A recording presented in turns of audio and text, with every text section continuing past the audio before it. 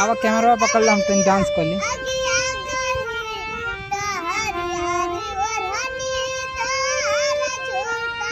आओ आओ पकड़ो डांस कर ली हम। पहले जैसा नहीं हंस रही है भाभी।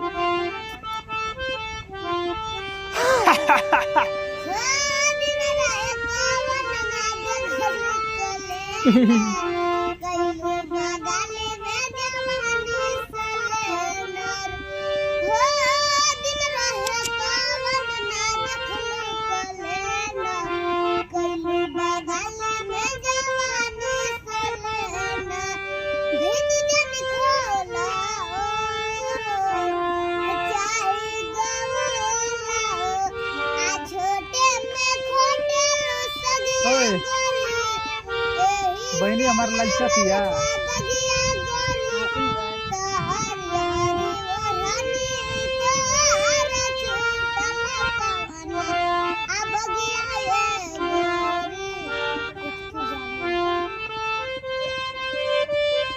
चलो हम खा रहे जामुन।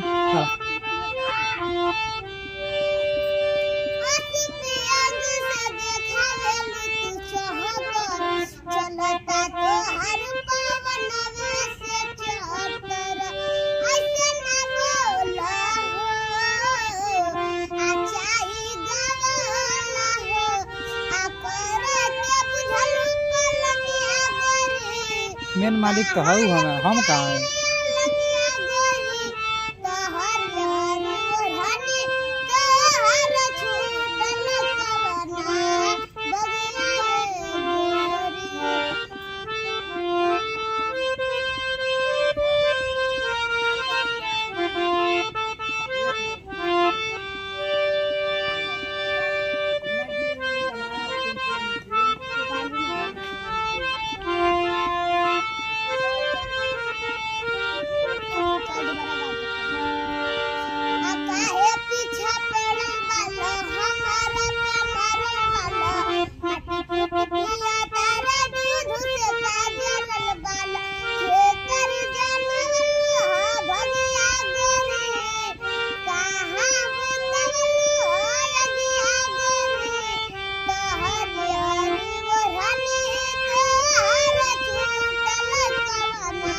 अब